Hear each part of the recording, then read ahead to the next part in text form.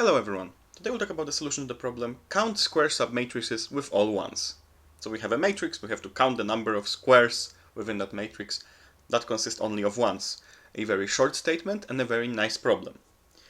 Now this problem is classified as medium. I'm not sure if it's the correct classification because I'd say that it's more of a hard than a medium, unless this is a well-known problem, or maybe because of the fact that complexities that are worse than n squared, for example n cubed, I think pass in this problem.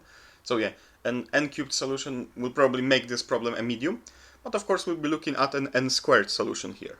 Well, n times m, but you know what I mean. It's still quadratic.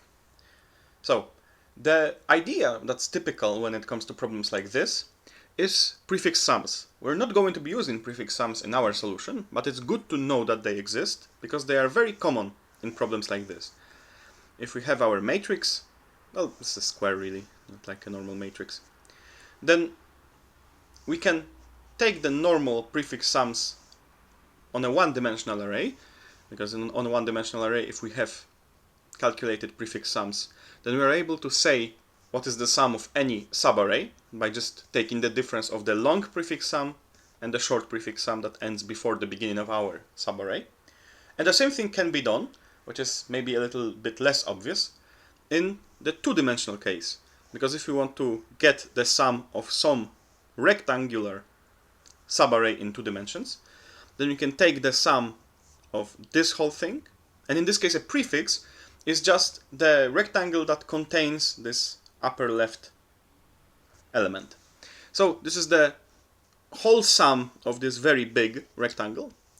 Then we can subtract the sum of the rectangle that ends here, subtract the rectangle that ends here, and now we have a little bit of a problem because we have subtracted this smallest rectangle twice, so we can add it back, and at the end we have exactly the sum of this portion. So we won't use it here. It might be possible to use it for other approaches, and in particular for n-cubed approaches. But it's still very important to notice how this thing works. And of course, it's how do you calculate those prefix sums. So let's assume that you have calculated some of them, and you want to calculate the next one. So we can assume for a given point, so if you want to calculate the prefix sum for, let's say, this big rectangle, how do you do it? Well, you can, for instance, take the sum that ends above you, take the sum that ends to the left of you, and now this whole portion that starts, well, that ends to the up and left of you is counted twice, so you have to subtract it. And it is this particular approach, which is very typical in prefix sums in 2 dimensions, is the basis for our solution, because we can use exactly this very same recursive definition to implement a dynamic programming solution. So we want, again on our matrix, at every position to know the biggest square that ends at that position. So this position is the lower right corner. And assuming that we have those things calculated for everything that's above this point and everything that's exactly to the left of this point at the same level, then calculating the value for this point is very simple. If our current point is 0, then of course there is no correct square that ends at this point. Otherwise, there is at least a square that contains only this number. But maybe there is a bigger square, and for there to be a bigger square, we know that this has to be a good square.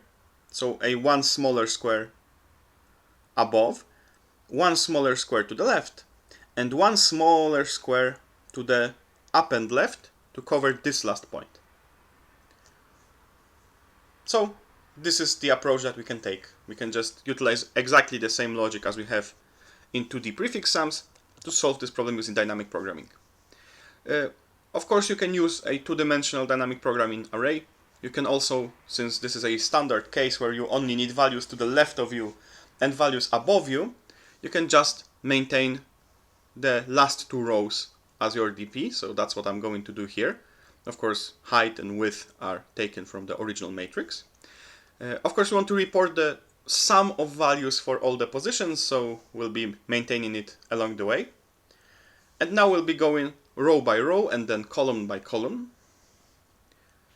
And as I said, if the value is 0 at our position, the answer is 0. There can be no square ending at that position. Otherwise, the square ending at that position is at least equal to 1, but also it can be bigger, and for it to be bigger, it has to be included both above us, which is dp1 of c, this is the previous row, to the left of us, which is dp2 of c, and above and to the left of us, which is this value. Or rather, this is above us, excuse me, this one is above us, this one is above us and to the left, this one is to the left. The minimum of those is the square that we can extend above and to the left of us. And of course, we add the value that we've calculated to the total, and we have to remember, since we're using this space optimization, to swap our two rows with each other. So this is a very standard optimization when you only need to know the two last rows. And this is the whole solution. The solution is pretty simple. It works in O of n squared, or m times n in this case, but I don't think it's particularly easy to come up with it. I would say this problem is more of a hard, unless of course this is a well-known approach, or there are multiple problems using this kind of approach. So yeah, don't worry if you didn't come up with it. I don't think it's that simple.